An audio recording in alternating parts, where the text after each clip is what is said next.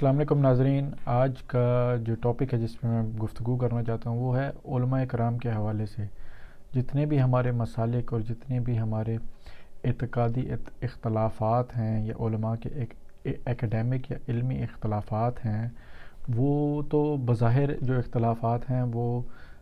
دین اسلام کی یعنی کہ قرآن و حدیث کے حوالہ سے یا اجماع امت کے حوالہ سے تشریحات پر اختلاف ہے۔ اس علمی اختلاف کے نتیجہ میں ایک نئی فکر ڈیولپ ہو جاتی ہے یا ایک نئے کسی مسئلہ کی پریکٹیکل صورت ایک ڈیفرنٹ نکل آتی ہے، تو یہ ایک علمی اختلافات اور ایکڈیمک اختلافات ہیں۔ اس کو لوگ سمجھتے ہیں کہ یہ فرقہ واریت ہے، اور بہت سارے لوگ سمجھتے ہیں کہ یہ فرقہ واریت کی وجہ سے امت کا شرازہ بکھرا ہوا ہے۔ تو میں اس حوالہ سے ایک روشنی ڈالنا چاہتا ہوں کہ یہ قطعاً فرقہ واریت نہیں ہے، یہ بالکل علماء کے علمی اور ایکڈیمک اختلافات ہیں، بالکل اسی طرح جسے آپ کے کسی اور شعبہ میں ہوتے ہیں۔ سیاسی حوالہ سے لوگوں کے آپس میں اختلافات ہوتے ہیں نقطہ نظر کے، خود جو کانسٹیٹیوشن آف پاکستان ہے اس کے آرٹیکلز کی تشریحات پر اختلاف ہوتا ہے، مگر اصل کا انکار کوئی نہیں کر رہا ہوتا، یعنی کہ قرآن اور حدیث پر اختلاف نہیں ہے۔ یعنی کہ کوئی یہ کہے کہ قرآن کی یہ آیت میں نہیں مانتا یا قرآن کی یہ آیت نازل ہی نہیں ہوئی، یہ لوگوں نے اس چیز پر اصل پر تو اختلاف بالکل ہے ہی نہیں، اس کی تشریحات پر اختلاف ہے، اس کے اطلاق پر اختلاف ہے۔ تو یہ ایک پیور ایکڈیمک چیز ہے، اور یہ اختلاف اب علماء سے یہ اختلاف عوامی اختلاف اس لیے بنا کیونکہ ریاست اسلام کو پریکٹس نہیں کر رہی تھی، تو علماء نے یہ اختلافات عوام میں ڈسکس کرنا شروع کر دیے۔ آپ دیکھیں گے کہ جن معاملات میں ریاست نے جو چیزیں ریاست نے اسلام کی اڈاپٹ کی ہوئی ہیں اس میں علماء میں ایک کنسنسس ہے۔ جیسے آپ دیکھ لیں قانون 295 کے حوالہ سے دیکھ لیں، پھر آپ ختم نبوت کا مسئلہ دیکھ لیں، قادیانیوں کا مسئلہ دیکھ لیں، اور جتنی بھی تحریکیں چلیں، ابھی یہ خود آسیہ کے کیس میں دیکھیں، جتنی بھی تحریکیں چلیں جو نیشنل لیول پر چلیں، ان میں سب میں علماء میں کنسنسس ہے، ایک اتحاد ہے، چاہے وہ کسی بھی مسلک کے علماء ہوں۔ تو جب جو چیز ریاست اڈاپٹ کرے گی اس میں ایک نیشنل کنسنسس ڈیولپ ہو جائے گا، اور اس میں اختلاف کی گنجائش ویسے ہی ختم ہو جاتی ہے، کیونکہ جو تشریع کو گورنمنٹ اڈاپٹ کر لیتی ہے تو وہ ایز اے قوم، پورے ہر شہری کو وہ ماننی پڑتی ہے۔ اگر جتنے بھی اختلافی مسائل ہیں، اگر ریاست ان کو ایک علماء کی ایک نیشنل ڈیبیٹ کر کے ان پر کنسنسس ڈیولپ کر لے اور اس میں کوئی قانون سازی کر لے تو یہ اختلاف ویسے ختم ہو جائیں گے۔ اگر ریاست نہیں بھی کرتی تب بھی یہ فرقہ واریت نہیں ہے، ہمیں یہ سمجھنے کی ضرورت ہے۔ اصل میں ہوا یہ کہ جب دو لوگوں میں کسی چیز میں اختلاف ہوتا ہے نا، دونوں ایک دوسرے کے اختلاف کی رسپیکٹ کرتے ہیں، اور یہ 1300 سال سے امت کی پریکٹس رہی ہے۔ آپ خود دیکھیں کہ ائمہ اربعہ کی جو تقلید کے حوالہ سے امام ابو حنیفہ، امام مالک، امام شافعی، امام احمد بن حنبل، یہ 1300 سال سے پریکٹس رہا ہے امت کا، اور اب آپس میں شدید اختلاف تھا مسائل پر، مگر امت سپر پاور تھی، اس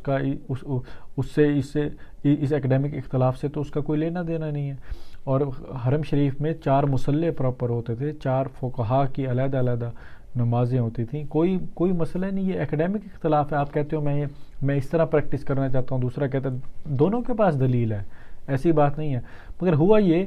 کہ جب 2 بندوں کا اختلاف علمی اختلاف تھا تو ایک تیسرے بندے نے آ کے یہ کہا کہ تمہارے اس اختلاف کی وجہ سے امت برباد ہو رہی ہے، یعنی کہ امت کا شرازہ بکھر رہا ہے، کیونکہ تم نے اختلاف کیا،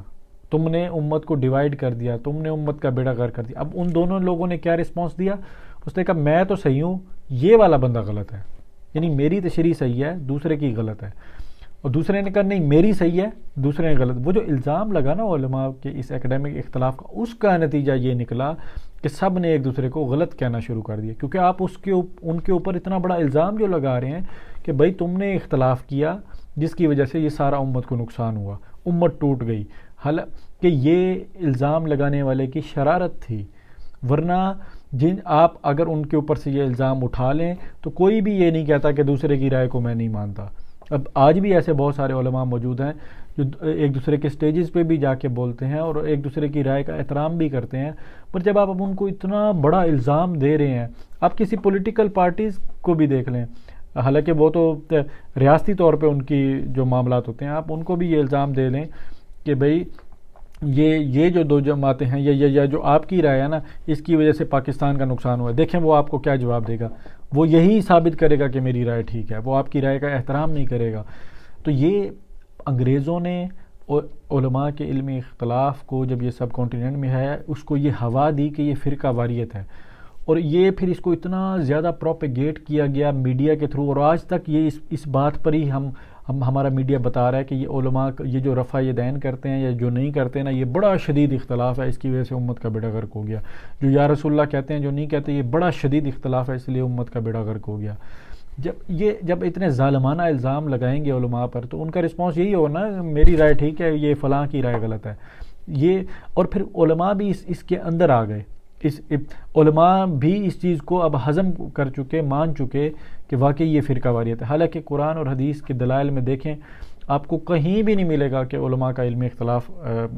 فرقہ واریت کہلاتا ہے، بلکہ حضور پاک صلی اللہ علیہ وسلم نے تو مجتہد کو اس کی خطا پر، یعنی کہ اس کی خطا پر بھی ایک نیکی ملے گی، یعنی کہ اگر اس کا اجتہاد صحیح ہوا تو 2 نیکیاں، اس کی خطا ہے تو 1 نیکی، تو یعنی کہ جس نے خطا کی اس کے بھی فالوورز ہوں گے، تو اس نے تو پھر امت کو ڈیوائیڈ کیا۔ یہ قطع نہیں ہے، کسی ایک حدیث میں بھی نہیں ملے گا آپ کو کہ یہ کہا ہو کہ علماء کا اختلاف فرقہ واریت ہے۔ یہ لہٰذا ہمیں سوچنے کی ضرورت ہے کہ اس کی وجہ یہی ہے کہ گورنمنٹ نیشنل سرکاری لیول پہ اسلام پریکٹس نہیں کرتی، تو اختلاف بڑھتا چلا جاتا ہے۔ آپ کسی بھی معاملہ میں دیکھ لیں کہ جو چیز گورنمنٹ عوام پر چھوڑ دیتی ہے اس کا کوئی حل ہی نہیں ہوتا۔ تو اصل وجہ یہ ہے، مگر یہ قطعاً فرقہ واریت نہیں، یہ ایکڈیمک اختلاف ہے۔ ہمیں علماء سے محبت کریں، علماء سے پیار کریں، علماء ہی اس ٹائم دین کی نشانی ہے۔ اگر آپ علماء کو اٹھا لیں ایک اسلامی ملک کے اندر سے، پاکستان سے علماء کو نکال دیں، تو آپ کو یورپ کے کسی ملک میں اور اسلامی ملک میں کوئی خاص فرق نہیں نظر آئے گا۔ یہ علامتیں ہیں دین کی، یہ آپ کا ہمارا ایمان بچائے ہوئے ہیں۔ علماء سے محبت کریں، اور ان کی ہر بات، اگر ان کے اندر کوئی برائی ہے یا کوئی چیز نظر آتی ہے تو وہ سوسائٹیکل نارمز کی وجہ سے ہے، وہ بھی اسی سوسائٹی کا حصہ ہیں جہاں پہ چوری چکاری، ڈکیتی، جھوٹ، فراڈ، مکر، وہ اسی سوسائٹی کا حصہ ہیں، اور وہ سوسائٹیاں بہتر ملکی قانون سازی سے ہوتی ہیں، اس طرح نصیحتیں کرنے سے نہیں ہوتی۔ علماء صرف نصیحتوں کا کام کر رہے ہیں اس ٹائم، ان کے اختیار میں ہی کچھ نہیں ہے، ان کے پلے ہی کچھ نہیں ہے کہ وہ کیا صحیح کریں، تو وہ بھی اسی سوسائٹی کا حصہ ہیں۔ اگر ان میں سے کچھ لوگ ایسے نکلتے ہیں جو غلط چیزوں میں پھنسے ہوتے ہیں، کرپشن میں، کسی چیز میں، تو وہ ایز اے ہول اس سوسائٹی کا فیلور کی وجہ ہے، وہ ایک اس عالم دین کی وجہ نہیں ہے۔ عالم دین کو اگر آپ نے دیکھنا ہے یا عالم دین کو، تو وہ اس کو یہی دیکھیں کہ وہ قرآن و حدیث کے حوالہ سے کیا دلائل دے رہا ہے، اس پر ان چیزوں کو دیکھیں۔ ان کے احوال کا تو وہی حال ہے جو پوری سوسائٹی کا اس ٹائم حال چل رہا ہے۔ اور پھر عالم دین، علماء کرام، آپ جس مسلک کے بھی ہیں، اپنے علماء کی رسپیکٹ کریں، اور پھر ایک عالم دین ہی دوسرے عالم دین سے اختلاف کرے۔ عام فالوور کو، کسی بھی مسلک کے فالوور کو یہ اختیار نہیں ہے اور نہ ہونا چاہیے، اور نہ ہی یہ کوئی ایک